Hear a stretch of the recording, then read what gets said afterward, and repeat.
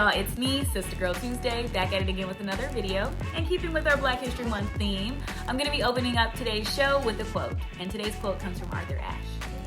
True heroism is remarkably sober, very undramatic. It is not the urge to surpass all others at whatever cost, but the urge to serve others at whatever cost. And so today I'm bringing you a little sweet treat, and I'm real excited because I'm going to show you how to make a cake with 2 ingredients, okay? Just a few steps and 2 ingredients. Like I said, neither one of them is eggs. I know you're like, Sister Girl Tuesday, you did it again. Sure did.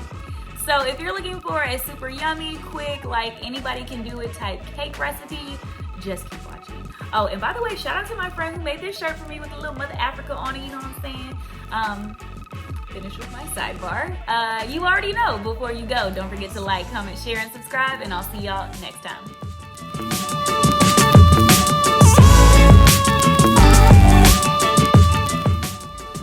First thing you're going to do is take your cake mix. For this recipe, I'll be using strawberry cake mix and empty it into a large mixing bowl. Next, you'll need your soda, and we're using cream soda. You can buy a regular 12-ounce can, or you can measure it like I did.